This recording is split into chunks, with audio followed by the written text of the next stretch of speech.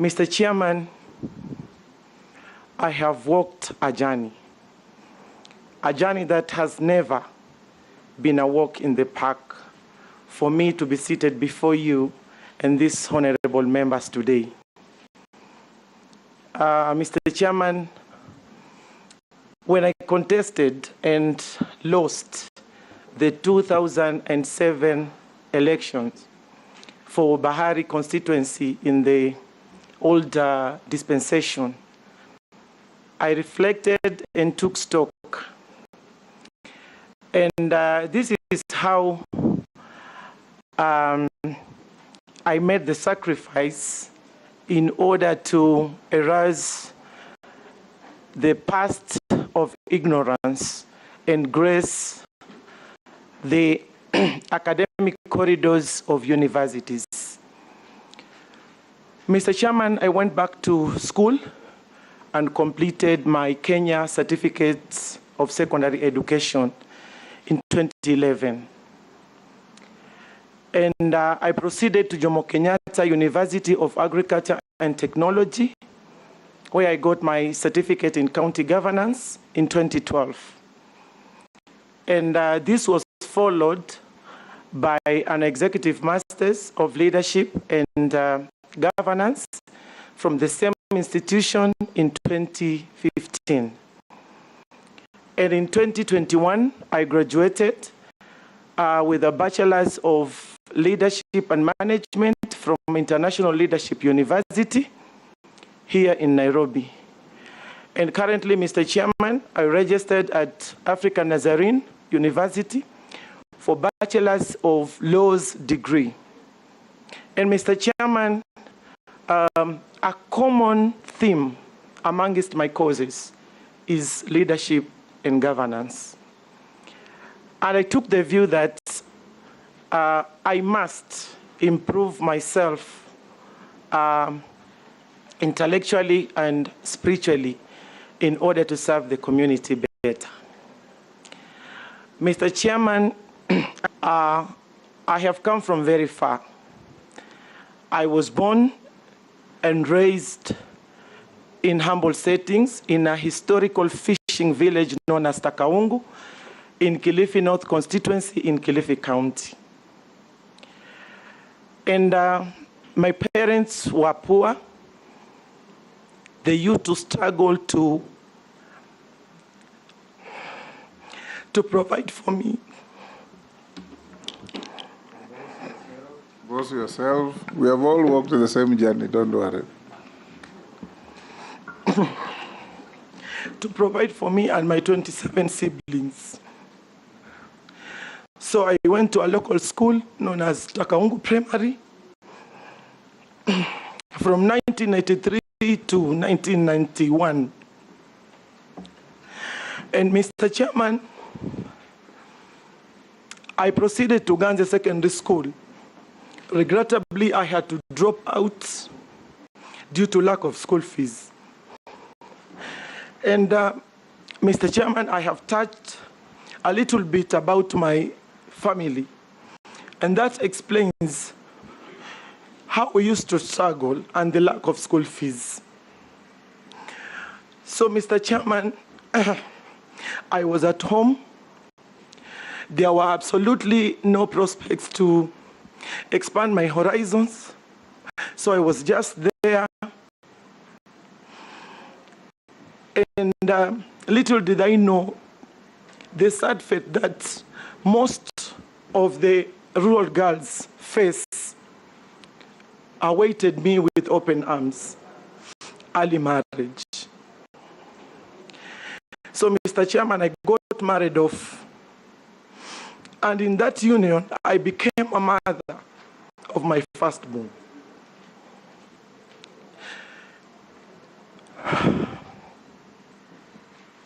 Mr. Chairman, I must say that this is one of the practices that must be curbed, because it's very harmful and painful to the girl child, especially those underage. Mr. Chairman, I was not content to be a housewife.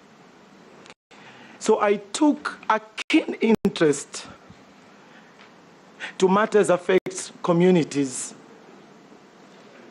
especially the vulnerable in the society, and becoming a vocal voice in youth, in women, and people living with disabilities. So I decided to join active politics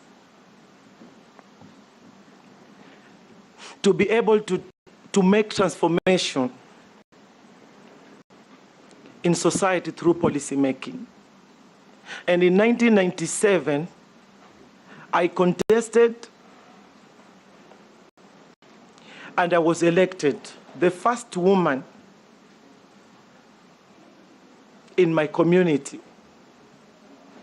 So I served for 5 years and got re-elected due to my stellar records of development. Elected to what? To MC, to a councillor.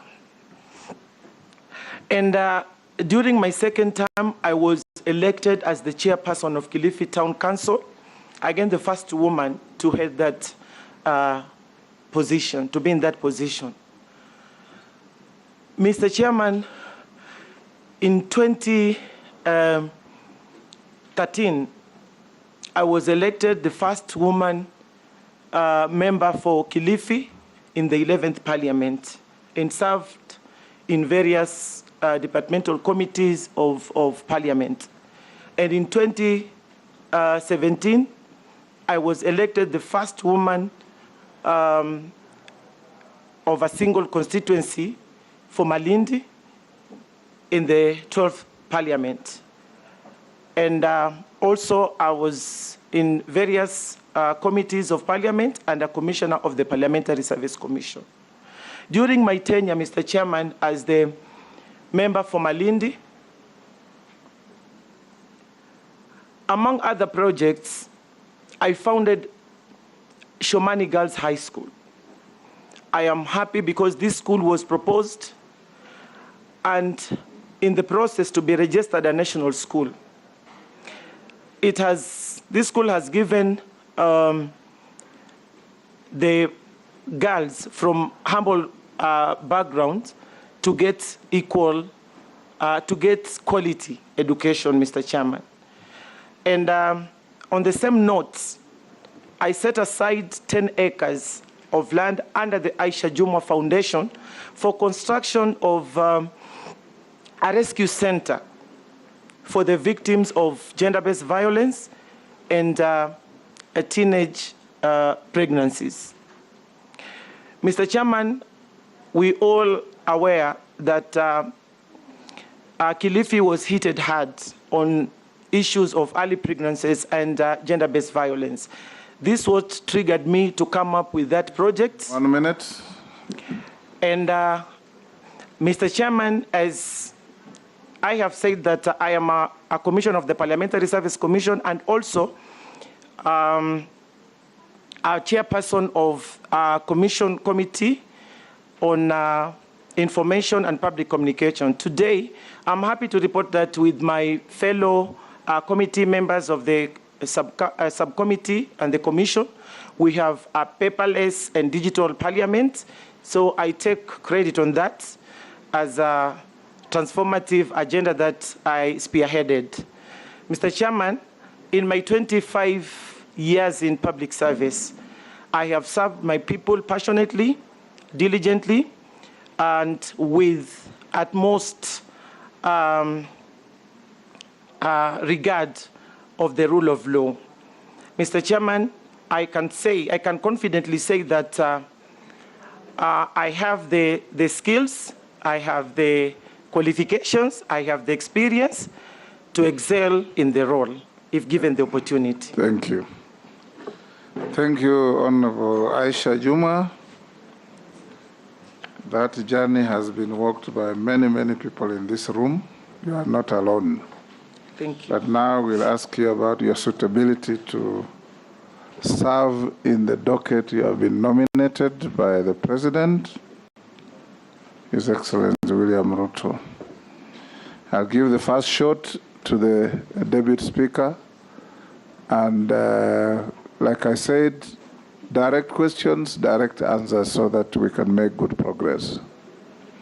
As we do so, when you finish, the Secretariat will want to see your original documents. You can arrange to give them thereafter. Okay. Deputy Speaker.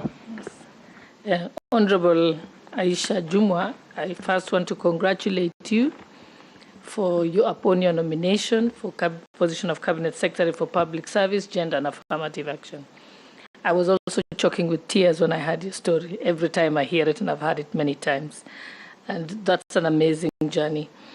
I want to ask you something that is the story of every woman in Kenya and many women.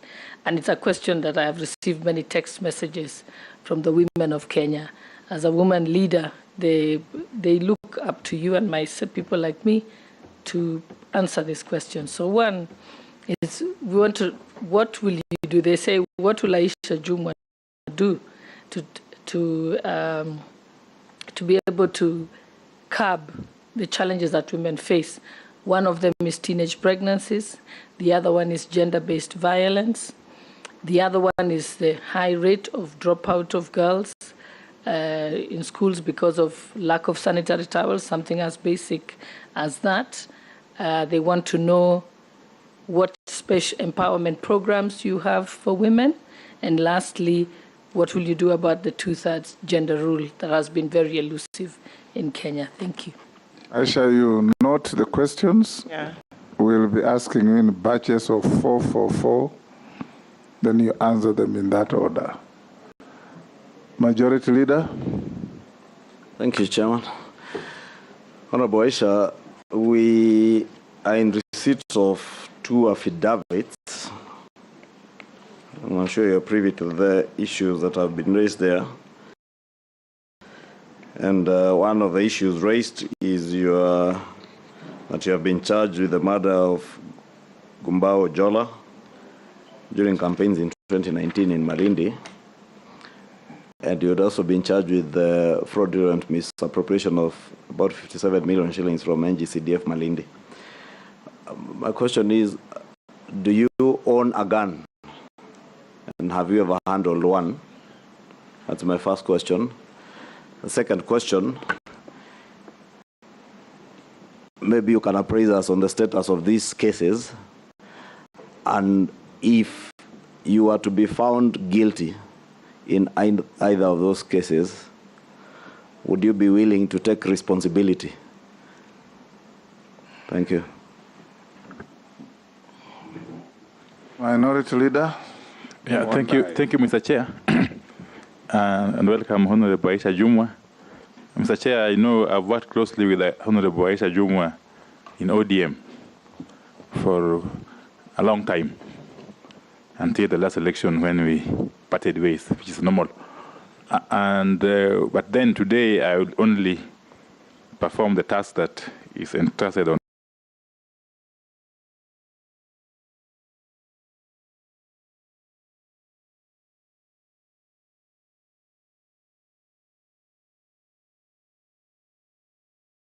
Yes. African what? International Leadership. International Leadership University. Yes. See, I thought that in academics, you graduate from secondary to first degree, probably a second degree, master's, PhD, and so on and so forth. Because I also happen to have earned that same degree from J.K. Watt some time back. And I remember the condition was that I must present a degree certificate before I could be admitted to that course. Just help us understand that. Okay? For now.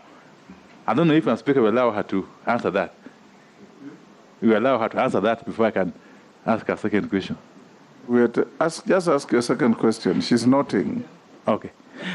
A second question, Honorable Aisha Jumwa, is your vision for the public service in the Republic of Kenya.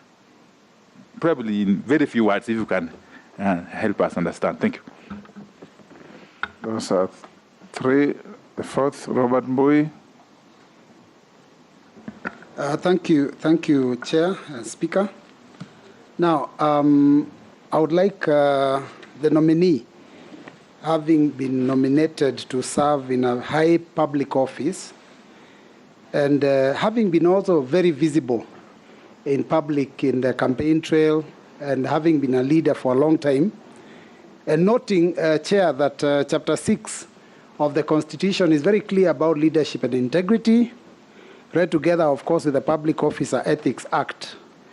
I want to bring the attention of this committee to one Nancy Baraza, who was Deputy Chief Justice, whose crime at one time in one of the malls was to poke her finger on the nose of a security guard, and that cost her her job. Now, the nominee in question here has been named in several cases. A case to do with murder that occurred in a home of an opponent where she stormed together with her team, a case of misappropriation of NGCDF funds, a civil case by a Mr. Devshi Naran Kambi for fraudulent acquisition of his land, and not to forget numerous verbal altercations, Mr. Speaker, that we have seen publicly. And also noting that this was a nominee of the ODM party to the Parliamentary Service Commission, who went against the wishes of that party for the last 5 years. Are her transgressions any less than that which was committed by Nancy Baraza? And is she willing to be fair and accept the challenges of this leadership and integrity chapter, and maybe step aside from this position? Aisha, answer those four. Thank you, Mr. Chairman. And perhaps I should start with the one for Honorable Jumwa. Honorable Jumwa, I don't own a gun, and I have never in my life applied for a gun. The second one is to appraise on the cases, or to inform the committee on the cases that are in court. Mr. Chairman, it is in the public domain that,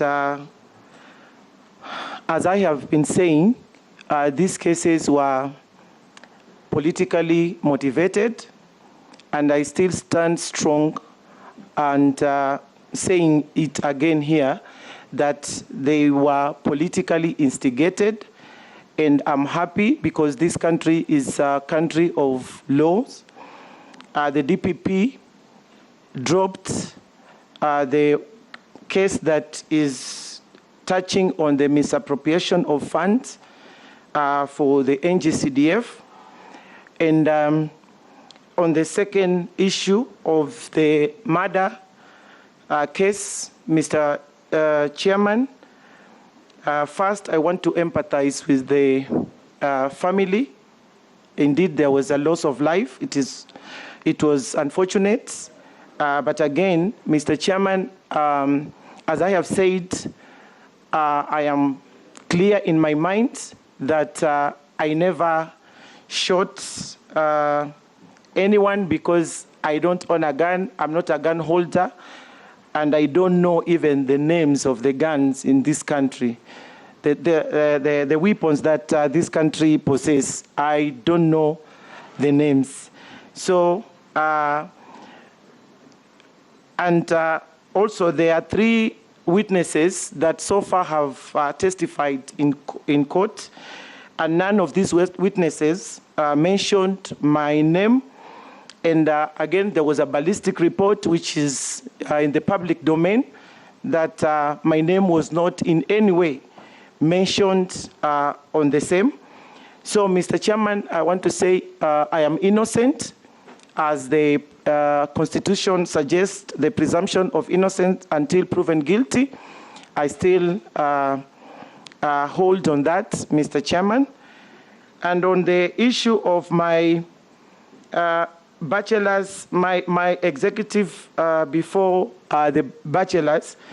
Mr. Chairman, this is not a master's degree, but it was a special course that we were given after doing our certificate in county governance.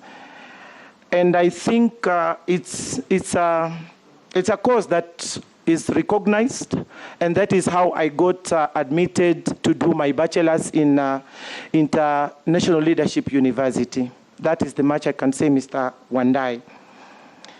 And you've asked me, Mheshimiwa Wandai, through the chair, to say a little word about the vision to the public service.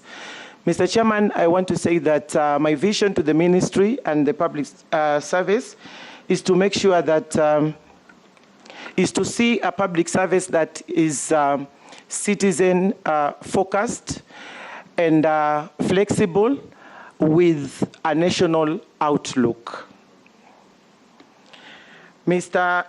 Chairman, Mheshimiwa Mbui Robert, I think by answering Mheshimiwa Kimani Ichung'wah, I have also served your question. Mr. Chairman, I want to now take Madam Sholei's question on early pregnancies, GBV. Madam Sholei and Deputy Speaker, GBV is in many forms, including the early pregnancies. And as a victim, as I have said in my opening speech, this is something that it is an issue that if given the opportunity to head this docket of public service, gender and affirmative action, I'll be making sure that a program is rolled on matters engaging the communities and more so the parents and families. Because on the matters of early pregnancies, from my experience, is that these sometimes happen even in our homes with people that we know better, like our uncles and sometimes our dads. So this is something that it needs a robust engagement with the communities and making sure that an amicable and a long-term solution is offered by the ministry that I'll head.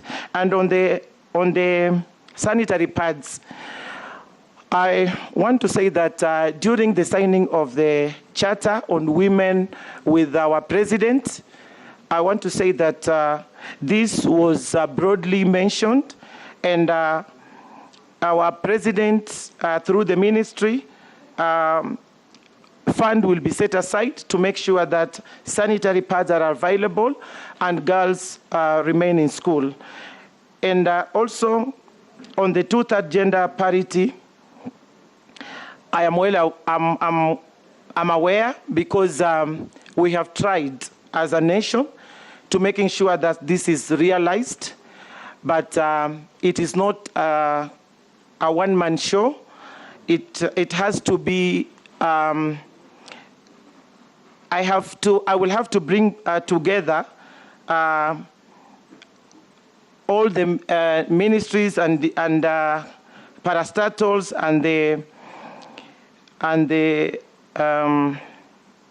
yes, including Parliament, to making sure that this is realized, Mr. Chairman, because on the appointive, in this line, things are working well, but when it comes to elective positions, there's a challenge. And we have tried, and if given this opportunity, I'll come back to Parliament to actually see already the bills that were proposed. There's Duale Bill 1 and 2, there's Sholei and Chepkonga. So I think bringing this together and new ideas that I will bring forward with partners I think, Mr. Chairman, this might perhaps give a new life. Yes, Robert Mbui. Chairman, thank you, Chairman, for the indulgence. Because these proceedings are live and people heard my question, I would like to just clarify that she didn't really answer my question because she hasn't addressed the matter of PSC. She has not addressed the matter of the civil case on the land matters, and the comparison between her transgressions, minor as they may be, versus Nancy Baraza's. Thank you, Chair. On the land matter, Mr. Chairman, I'm aware that there was an agreement. I was buying a property from Naran, and there was a dispute, and this matter was is in court, and I don't want to discuss the merits and demerits of the matters. So I think I will leave it there, and there's also affidavit that I've also done on the same in matters, my response. Yes, Jeanette? I thought you had... no, I wanted to contribute. You want to... Yeah. Okay. Now I'll give you, then Owen. Okay. On this side, Mary. I thought we agreed in our ground rules that there's no soliciting. Yes, and Mukami. It's one, eh? There's another one. Sorry, Mr. Chairman.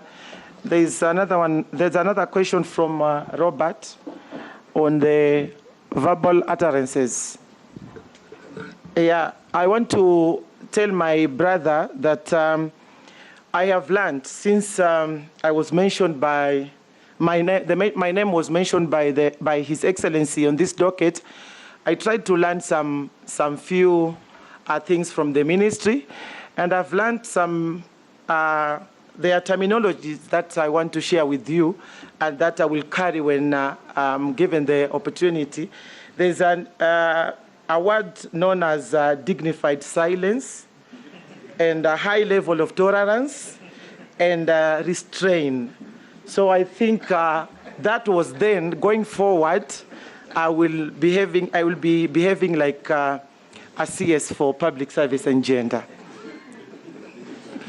Dignified silence. And high level of tolerance. And high level of tolerance, Mr. Chairman. Okay, let's take Jeanette, Owen, Emase, and Mukami. Thank you, Chair. Chair, I want to admit that Aisha Jumwa Katana is also my friend. We have done politics together, but today we are on another suitability and other things that you've said. So, Chair, the question I wanted to put to the nominee is that, Chair, I know that she has given us her background and her story, and I empathize with her. That's the journey of all of us. Even some of us went through the same journey to where we are. But, Chair, she is now joining the cabinet of the Republic of Kenya. She's not going to that or the other offices that she talked about.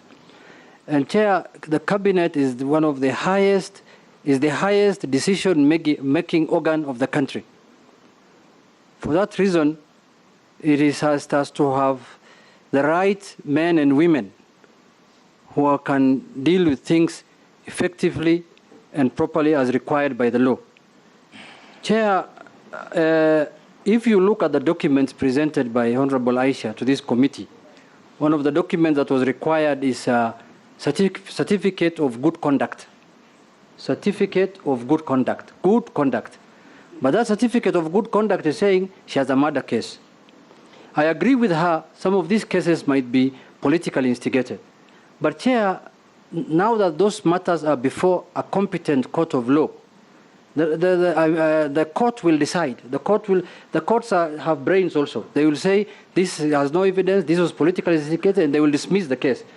Don't you think, through the Chair, Madam Nominee, that is good for this country, for the image of this country at the level of the cabinet, for you to stay aside until those cases are determined by the courts, so that after that, when you are clean now, Because even the people who have the cases against you, like Ngumbao Jola, what do you think they are feeling today when you are seated here? We are vetting you for a cabinet position, and they have no recourse for the death of their father. And look at the Constitution, Article 73. Authority assigned to state officers is a public trust to be exercised in a manner that demonstrates respect for the people, brings honor to the nation and dignity to the office. That's the office of the Cabinet Secretary. And lastly, promotes public confidence in the integrity of the office. Do you think when all these cases are hanging, and I'm not judging you, I'm not saying you're guilty of those cases, but I've told you they are before a competent court of law, and I'm sure the court will decide. Don't you think you will not attract dignity and integrity to the office you want to occupy when those cases are on your neck? Thank you, Mr. Chair. Thank you very much, Mr. Speaker and Chair. Aisha Jumwa, you come from a very humble background, a difficult background indeed, but you've beaten a lot of odds because of your strength, and today you're here. You have also been accused about many things, and they still come, those accusations. But even Uhuru Kenyatta and William Ruto were accused of the same things before they became president and deputy president. So I want you to take courage, but also to ask you, where do you draw your strength such that you're here today after such a long journey? Thank you. Chair, now that we are in public vetting, Chair, through you, my colleague has said that President Uhuru and President Ruto, those ones who are going for elective positions when there are those cases. What we are discussing now here is a appointive position. Chair, through Chair, I want to tell Honorable Junet, it is one and the same. They are serving the same Kenyans. Your chances will come. Baya, have you finished? No, I'm still finishing. So my first question is, where do you use... I'll indulge you with one more. Just ask one more. Yes, so where do you draw your strength, and how would you use your strength in running a ministry if you are appointed, if this committee confirms you? Secondly, you have been a member of parliament, a women MP, including a commissioner. These are very high-profile jobs. What experience do you bring to the public service ministry after serving in all this as you go forward? Thank you. Point of order, Mr. Chair. Point of order, Mr. Chair. It's not my wish to interrupt at this point. You need clarification. Yes, yes. Mr. Chair, a while back I asked a question and it was answered, but I just want to bring to your attention. I've just been able to lay my hands on this copy of the degree certificate that was tendered by my friend, the Honorable Aisha Jumwa. In fact, this must be clarified, even by the university perhaps, because the degree is very clear that this is Jomo Kenyatta University of Agriculture and Technology, and this is to certify that Aisha Jumwa Karisa Katana, having satisfied all the requirements for the award of the degree of Executive Master of Leadership and Governance, was admitted to the degree at a congregation held at this university on Friday, on that 2015. Mr. Speaker, on the face of it, this is a degree certificate. I am still. I'm on a point of order. No, he's clarified. I'm also informing. Yeah, I just want to be guided. Yes, Mr. Speaker, because this is a House of Records, and we are dealing with a national issue before live Honorable TVs. members, you have something to say. We agreed on the ground rules. Raise your tag. I will notice you and give you after the Honorable Andai. Yes. So, Mr. Speaker, it requires further clarification, either from the nominee or from the university, whether this is a mere certificate course or an Executive Master of Leadership and Governance, which is a degree according to this certification. So that is important. Certificate from KQ. Kenya Communications Authority.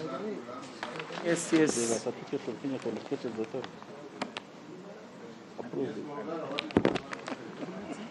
It's not enough for you to mumble to your neighbor, please. Thank you. Thank you, Mr. Chairman. Mr. Chairman, I think this is in the public knowledge. It's in the public domain. What this executive master of whatever it is, given by Jomo Kenyatta, given by Moi University, these actually are not academic certificates. These are sort of honorary to businessmen, to leaders, to people like this. Yes. Because I've also witnessed that, in fact, many people have been given this, not through the academic path, but through some short courses that you enlist, you pay fees for, then you get awarded. So really, we can't make an issue. Even the title itself is crazy. It's executive master. It's not a master's degree in anything. It's something that is decorative in nature. Let's proceed, gentlemen and ladies, honorable members. At the end of the day, you will have a say on this degree, number one. Number two, is not the foundation upon which he has been nominated to this position. So it's really, if it turns out not to be a genuine degree, it's neither here nor there. We leave it to the agencies that deal with matters of this nature. The very most we can do is ask the quality assurance in education agency to tell us what it is. Not a requirement. Like I said, there is no requirement to have a degree to be nominated to be a cabinet minister. That is one. And number two, if the Honorable Aisha brings degrees that are not degrees, the consequences are known. Yes. So, Baya, you're finished. Let's go to the next, Emase. Thank you, Chair. My question to the nominee, I know if we approve you, you will be the substantive minister in the public service. Unemployment is a very serious problem in this country. In fact, we have gotten to a level where questions being asked are, whom do you know where? For your daughter or son to secure employment. Actually, it has gotten to a level where even to secure a clerical position in some of these government institutions, you're being asked for some kind of bribe to secure that employment. So, and now the question I want to ask you, there are communities in this country that have been marginalized, like the Teso community where I come from and many other small tribes in this country. So if you do not have a person from that community as a minister, as, I don't know, a CEO, as whatever, it means then that their children would never be employed anywhere. And so poverty will continue. So my question to you, just like I've put it, over the years, recruitment in the public service has been marred by corruption, nepotism, tribalism. The current composition of the public service does not reflect the face of Kenya. What strategies do you have in place, or shall you employ, or what affirmative action are you going to undertake to ensure that equity and equality are seen to be exercised in placements, in recruitment? Thank you.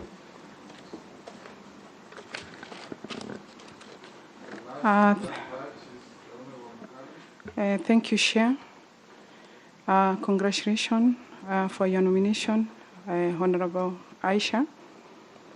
I know we worked together, and I know the journey was wrong, and I know it's not an easy task.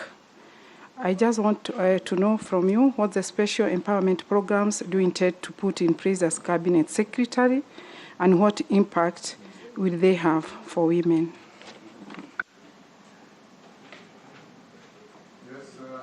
Can you answer those four? Thank you. Including the one by Wandai. Thank you, Mr. Chairman. I want to start to maybe give a response to Mheshimiwa Owen Baya on the strength that or the experience that I have. Mr. Baya, what I can say is that I'm a law-abiding citizen, and now going to this ministry with your approval, Mr. Chairman and members and Parliament. I think the strength that I'll carry is the law, that I will work meticulously guided by the law. So I think that will be one of my strengths. And the other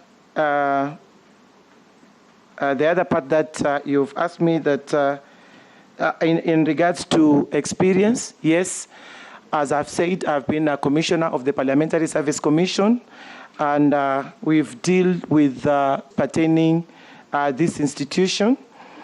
And I think there is no big difference. And I think fairness as well in all the departments while handling matters HR. And on Madam Mary Emase on job, on recruitment and job opportunities when arises, I want to say that under Article 232 of the Constitution, when you go down to H, it is H, there is I and G. This says it all, and this is the part that I will always uphold in making sure that, as I have said in my vision, is to making sure that the public service has the national outlook. I know when you look at the public service, generally, you will find that there are some tribes in this country which have dominated public service, yet the small tribes or the marginalized or even the marginalized have no space. But I want to commit that if given the opportunity to be the CS for public service, I'll make sure that Kenya is one, and all the tribes will be seen and will be given opportunity. And as you have said,